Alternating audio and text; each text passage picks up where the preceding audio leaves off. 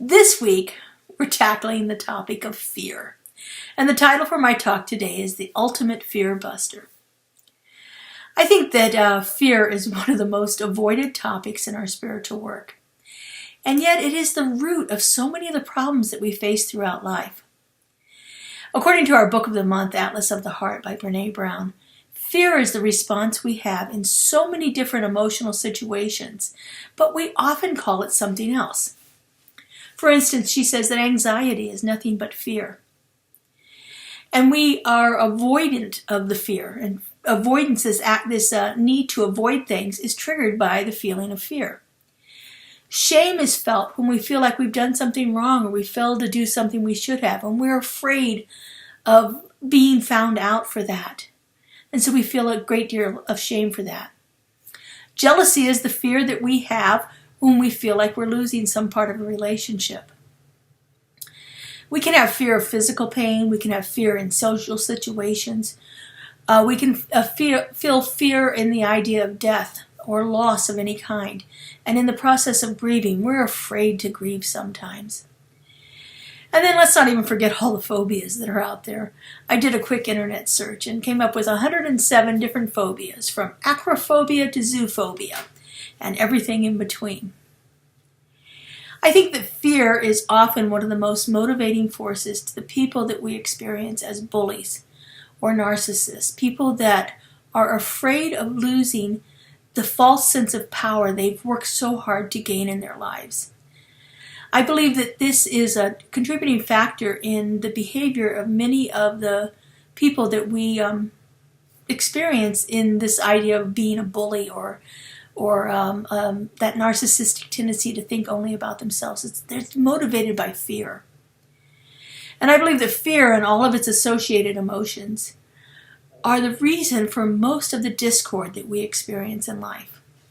So let's go back to our principles for a moment here. Our spiritual principle that we've been working with this month comes from the Declaration of Principles written by our founder, Ernest Holmes.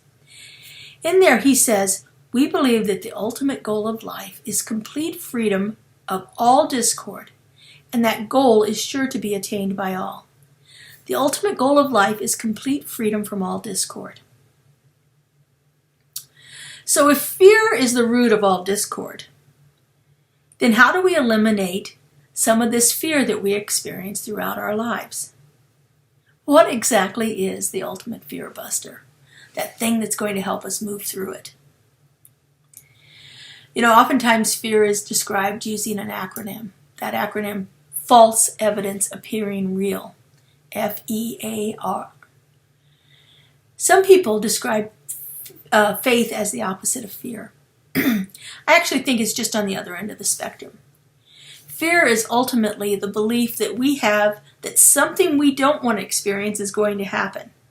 And we tend to have more faith in this fear happening than we do in it not happening. Our faith is misplaced there. In the Science of Mind textbook, our founder, Ernest Holmes, says, "Fear is the positive acceptance that you shall experience that which you dislike. Faith is a positive acceptance that you shall experience that which you do like."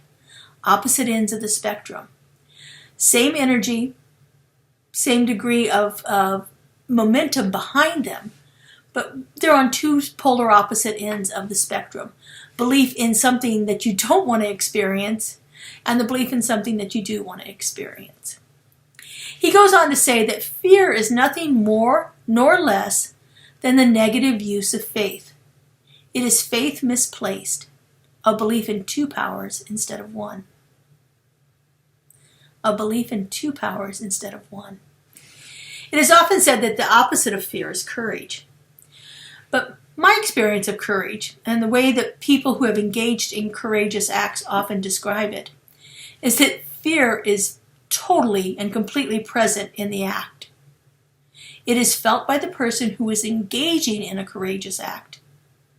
But there's something within them that is compelling them to do it anyway.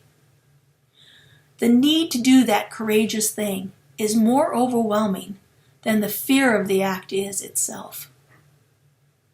There's a drive within them to do the thing that we would call courageous, and that is stronger than the fear of doing it. So what is this thing that makes people who are so afraid act courageously? Well, Ernest describes it this way. There is something within you beyond all doubt and fear, something which has never been limited by your acts or destroyed by your feeling. The cause of our fears is based on not knowing who we really are. Fear is actually a tool of the ego, the false self. We're doing a class right now called From Awakening to Freedom, and in that class we're reading the book The Untethered Soul by Michael Singer. Michael Singer calls our ego our inner roommate. He describes it as a part of us that chatters incessantly, and everything is always the worst case scenario. It catastrophizes everything in life. And unfortunately, this is a roommate that we cannot evict. We can only learn to quiet it. To learn to spend time realizing that it's the inner roommate that's chattering, that ego sense, the ego self, that is active, versus the true self. Michael Singer calls the true self the witness consciousness, the witness. It is the part that hears the inner roommate, that knows that it's chattering, that sees the fear that's building up and making this situation such a catastrophe in our lives. It hears it, and it can separate that from the reality of the situation. Ernest says that the quickest and most effective method to get rid of fear is to get quiet and lift up our whole thought and confidence and faith to something bigger than we are. To get quiet, to quiet that inner roommate, to stop that incessant chattering mind that wants to make everything a problem, and to have more faith in that witness, that part of us that knows this thing's happening here, this chattering mind. Our inner knowing, our indwelling presence. Having more faith in that than that nonsense that the inner roommate is talking about. So how do we begin to have confidence and faith in something bigger than we are? Well, this is where our spiritual practices come in. We begin by quieting the mind, by being still. And we do this through the practices of prayer and visioning and contemplation and meditation. This is when we can tap into something bigger. This is when we can tap into that indwelling presence. When we're still and quiet, we can sense it. We can feel it, we can hear it, and we begin to trust it. And the more time we spend in our spiritual practices, communing with that indwelling presence, the more our trust and faith in it is developed. But the most important part of our spiritual practice is the actual practice. It is through the consistent application of these principles and engaging repeatedly in these practices that we really begin to learn to trust. That we really begin to have faith in that something bigger than we are. Ernest says this, let us feel the presence of God just as we feel the presence of life. And in feeling this presence, we can feel no fear. When we keep our mind stayed on the divine, when we keep our mind in communion with that indwelling presence, there is not as much place for fear. It can still come up, but we quickly begin to see the truth of the situation, and we can set the fear aside for a greater trust in the truth that we know.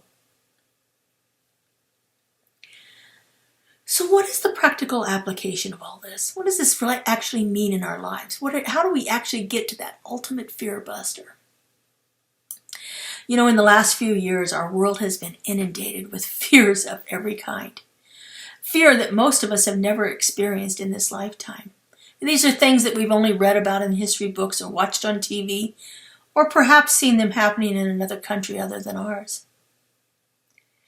But here we are. We've spent 2 years in the midst of a global pandemic, a plague. And now we're just beginning to see a little bit of return to some sense of normalcy, some light at the end of the tunnel. And then this week happened. The invasion of Ukraine by Russia has triggered fear all around the globe. I've seen it in the people that I've been working with. It has come through in the prayer request, in the Facebook feeds, all of the social media. There is a huge amount of fear out there right now. I believe that the greatest work that we can engage in as spiritual seekers,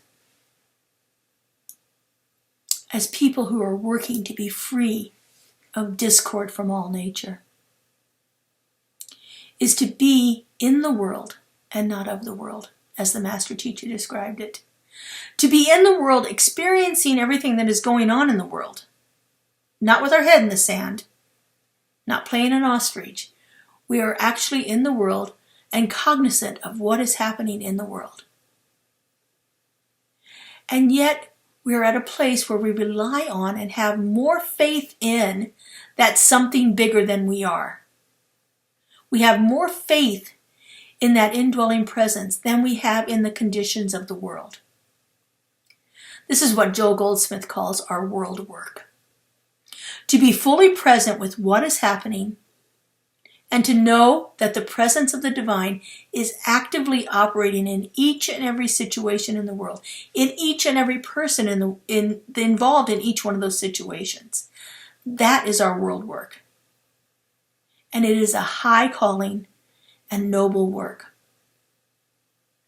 It is work that is based on an experience of faith, a direct experience of the faith that we have come to know, the faith in that something bigger than we are. It is not something that can be learned from a book, but it must be a direct experience of the divine operating in our lives that will allow us to know this truth in each and every situation that actually sparks fear in our lives. This is what we've come here to do. This is the work that we are called to do in this situation, in every situation, is to look at what's happening, to be in it, but to not let it permeate us, to not let it become overwhelming, to not let it become more important in our lives than the truth that we know.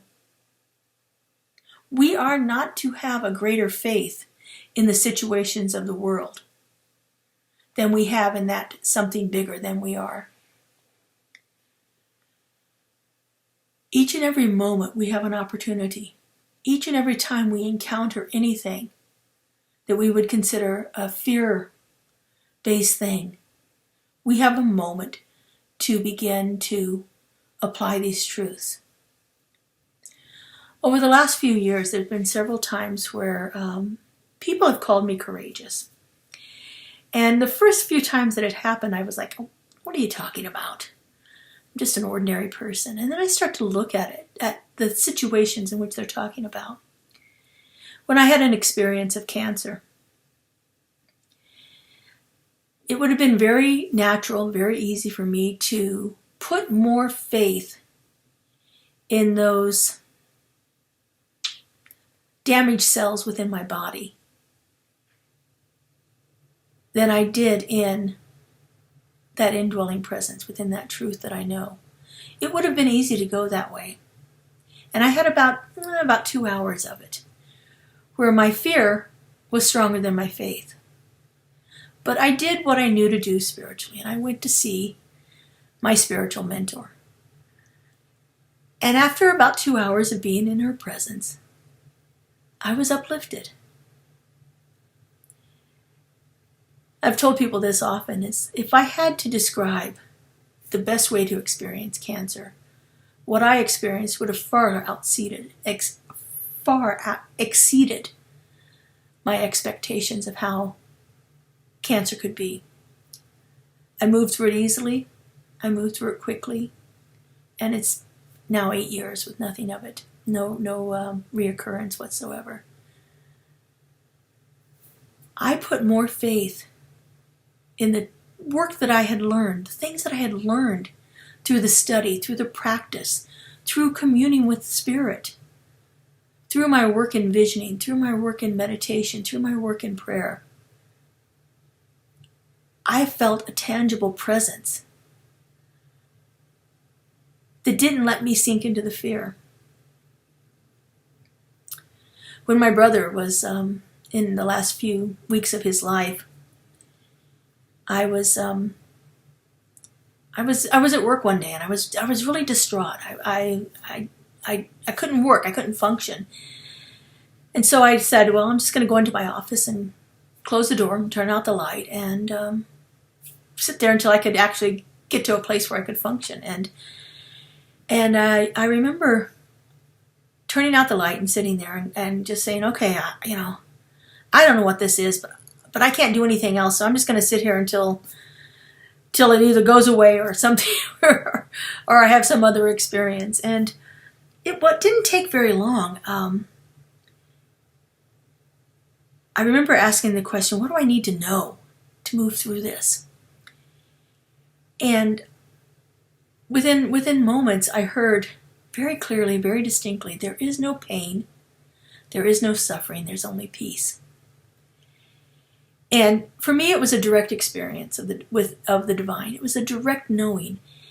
And it shifted so many things. Yes, my brother still made his transition 2 weeks later. Yes, my family still grieved over it. Yes, we still experienced all of the pain that went along with the loss of a loved one. But I did it without fear. I did it without sinking into that, oh my God, what's going to happen next? I think that is for me personally, that has been one of the biggest blessings of learning these principles and having the experience of Spirit in my life. The work that I've done through all of the classes, through all of the training and everything. I don't fear death. I don't fear loss. I don't fear grieving. Because I've moved through it. Because I've had the experience of the divine. Because I'm in the world experiencing these things. And yet I have more faith in that something greater than I am. That something greater within me that I know is continuously and constantly operating. And I think we can apply this same thing to every situation that we face in our lives. Fear is going to happen. There's a lovely saying, feel the fear and do it anyway. Feel the fear and do it anyway. Because there is something calling in us that we can actually trust, that we can actually put our faith into, that is so much greater than any fear we could possibly encounter.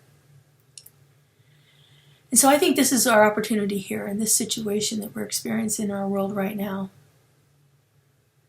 We don't know what the outcome is going to be. We know that many, many people are suffering right now because of the invasion of Ukraine.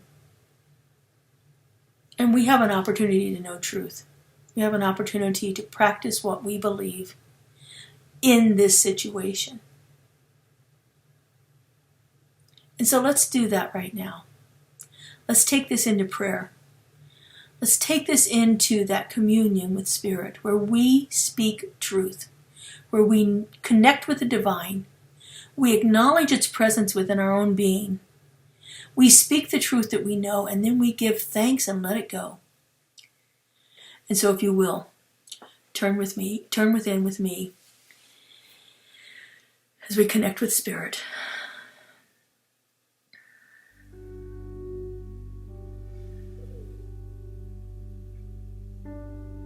And so in this moment, in this place of Holy Communion, I know that there is only one thing happening here, and that is the action and the activity of the divine. I know that it permeates this entire universe.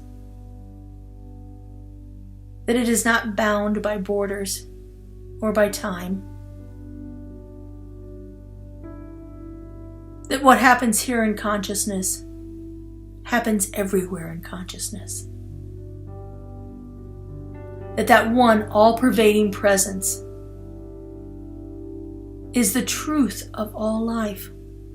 It is the truth of everyone that exists, now and forever. And I know that presence as a presence of peace. That perfect peace.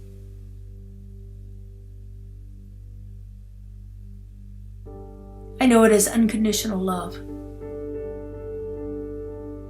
I know it as divine right action, order, balance, and harmony. I know that it is the very nature of who we are. For each one of us is that perfect and unique manifestation of the One, created by the very energy of God and endowed with all that God is. That each one of us is a place of peace, a place of love, a place of harmony, a place of joy. That is the very nature of our being. It is who we are. And so in complete realization of the power of the presence of God manifested as all life, I speak my word. I know that right now there is a peace that transcends all acts of violence. There is a peace that permeates every cell of our being. There is a peace that is active in every single situation in the world. And I believe in the power of this peace. I believe in the presence of this peace, active and operating right here and right now. I feel it at my very core. That the truth of who each one of us is that perfect, unconditional peace that permeates all.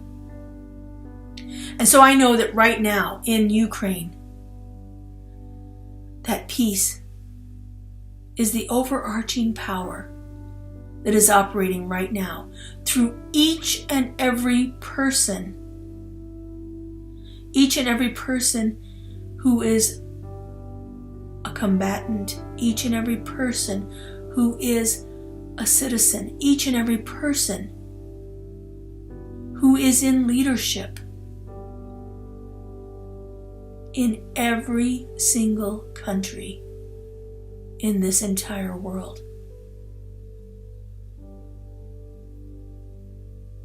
I know that peace is always present, simply available and waiting to be tapped into. And I know that each one of us is guided and motivated to seek that perfect peace, to be that place through which peace unfolds itself in our experience, in the experience of the citizens of Ukraine and the citizens of Russia, in the armed forces and the leaders. I know that this place of peace resides right at the very heart of their being. And in this peace, all fear is eliminated. And how good it is to know this, how good it is to feel it operating, how good it is to see it in action right here and right now.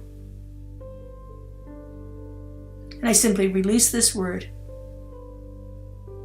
to that divine, eternal consciousness that always says yes, that lifts us up higher,